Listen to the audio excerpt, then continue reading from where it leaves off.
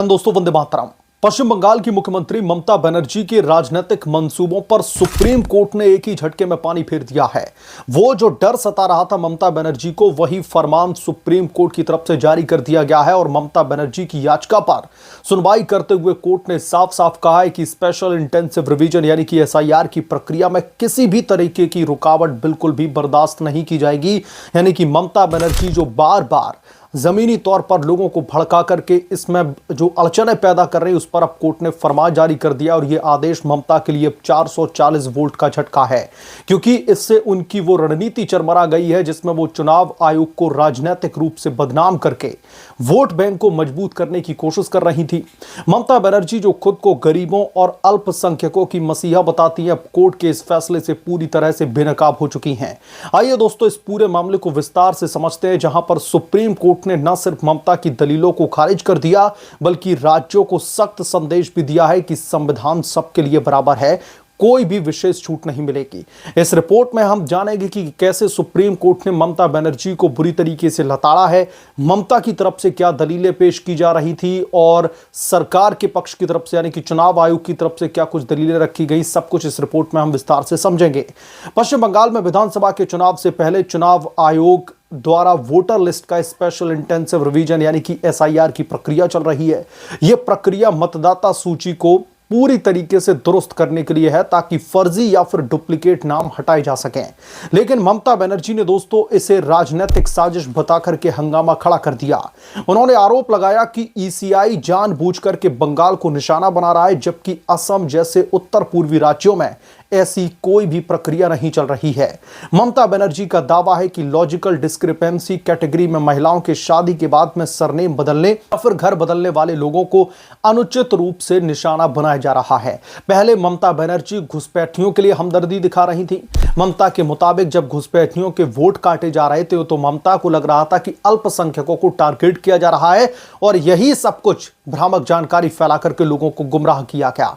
उन्होंने कहा कि इससे हाशिए पर खड़े समुदाय के वोटर प्रभावित होंगे जो उनकी टीएमसी पार्टी का मजबूत आधार है। दोस्तों, यह पूरा विवाद ममता बनर्जी की पुरानी रणनीति का हिस्सा है, जहां पर वो हर मुद्दे को राजनीतिक रंग दे करके केंद्र सरकार और इलेक्शन कमीशन ऑफ इंडिया पर हमला करती रही हैं। लेकिन सच्चाई तो यह है कि एसआईआर एक रूटीन प्रक्रिया है जो पूरे देश में होती है। ममता बनर्जी की याचिका में बार बार चुनाव आयोग की अनदेखी का जिक्र किया गया, लेकिन क्या यह उनकी खुद की नाकामी नहीं है कि राज्य स्तर पर ही मुद्दे सुलझाने के बजाय कोर्ट का दरवाजा खटखटाना पड़ रहा है। इससे साफ जाहिर होता है कि ममता बनर्जी लोकतंत्र की आड़ में अपनी सत्ता बचाने की जद्दोजहद कर रही हैं, जो अब कोर्ट के फैसले से पूरी तरह से बिखर चुकी है। और दोस्तों, जैसे ही सुप्रीम कोर्ट की तरफ से यह बड़ा फरमान जारी होता है, ममता बनर्जी की टीएमसी बुरी तरीके से सकपका जाती है और दूसरे विपक्षी दल भी जो है बौखला उठते हैं। ममता बनर्जी ने सुप्रीम कोर्ट में दोस्तों याचिका दाखिल की थी जिसमें एसआईआर की प्रक्रिया की वैधता को चुनौती दी गई थी। उन्होंने अंतरिम निर्देश मांगे थे कि लॉजिकल डिस्क्रिपेंसी कैटेगरी में किसी भी वोटर लिस्ट का यानी कि जो भी वोटर है उसका नाम ना हटाया जाए। उनका तर्क था कि स्थानीय बोलियों के कारण स्पेलिंग में अंतर आता है जो असली वोटरों को बाहर करने का बहाना बन रहा है। महिलाओं के सरनेम बदलने और एड्रेस चेंज को भी उन्होंने अनुचित करार दे दिया। याचिका में चुनाव आयोग पर राजनीतिक पक्षपात करने का ममता बनर्जी ने आरोप लगाया था और कहा था कि उनकी बार बार की अपीलों को भी चुनाव आयोग ने नजरअंदाज कर दिया। लेकिन दोस्तों, ये याचिका ममता बनर्जी की हताशा का नतीजा है। वो जानती हैं कि साफ सुथरी वोटर लिस्ट से उनके फर्जी वोट बैंक पर असर पड़ेगा। कोर्ट में दोस्तों अब यह साफ हो चुका है कि ममता बनर्जी की दलीलें पूरी तरह से कमजोर हैं, क्योंकि चुनाव आयोग ने स्पष्ट किया है कि कोई भी एफआईआर नहीं दर्ज की गई उन लोगों के खिलाफ में जो ईसीआई के नोटिस जलाने में शामिल थे। ममता बनर्जी की सरकार क्या कर रही थी जब अराजक तत्व नोटिस जला रहे थे, यानी कि सरकारी कागजातों को, सरकारी आदेशों को सीधे तौर पर अराजक तत्वों के द्वारा जला दिया जाता है। नोटिस फाड़ करके फेंक दिए जाते हैं ममता के संरक्षण में और कोई भी एक्शन नहीं। यह उनकी प्रशासनिक विफलता को भी दर्शाता है जो अब कोर्ट ने उजागर कर दिया है। सुप्रीम कोर्ट में मुख्य न्यायाधीश की अध्यक्षता वाली बेंच ने दरअसल इस मामले पर सुनवाई करते हुए एक बहुत बड़ा आदेश पारित किया है। सुनवाई के दौरान कोर्ट ने चुनाव आयोग को नोटिस जारी किया था, लेकिन इस बार जोर एसआईआर की जो प्रक्रिया है उसको बिना किसी रुकावट चलाने पर था। सॉलिसिटर जनरल तुषार मेहता ने दलील दी कि संदेश साफ होना चाहिए, देश का संविधान दरअसल जो है किसी भी राज्यों पर समान रूप से लागू होता है और कोई भी राज्य विशेष छूट नहीं मांग सकता। इसमें कोर्ट ने चुनाव आयोग की दलील सुनी कि नोटिस जलाने वाले अराजक तत्वों के खिलाफ में अभी तक ममता बनर्जी की पुलिस ने कोई भी एफआईआर तक दर्ज नहीं की है। बेंच ने पश्चिम बंगाल के डीजीपी को निर्देश दिया है कि वो इस पर एफिडेविट दाखिल करें। सुनवाई में कोर्ट ने बार बार जोर दिया कि वोटर लिस्ट रिवीजन का फैसला सिर्फ वोटर लिस्ट अथॉरिटी करेगी, किसी भी राजनीतिक हस्तक्षेप से नहीं किया जाएगा। जजों ने स्पष्ट कहा कि लोकल डायलेक्ट से स्पेलिंग के अंतर को वोटर हटाने का आधार नहीं बनाया जा सकता, लेकिन इसके साथ ही उन्होंने ममता बनर्जी की सरकार को चेतावनी दी कि एसआईआर में कोई भी रुकावट बिल्कुल भी बर्दाश्त नहीं की जाएगी। दोस्तों, ये सुनवाई ममता बनर्जी के लिए शर्मिंदगी का सबब बनी और कोर्ट ने उनकी याचिका पर कोई भी अंतरिम राहत नहीं दी, बल्कि राज्य पुलिस को जवाबदेह बनाया। इससे साफ है कि ममता बनर्जी की राजनीतिक ड्रामेबाजी कोर्ट में बिल्कुल भी नहीं चली और वो जो इलेक्शन कमीशन ऑफ इंडिया को बदनाम कर रही थी, अब खुद पूरी तरीके से बेनकाब हो चुकी हैं।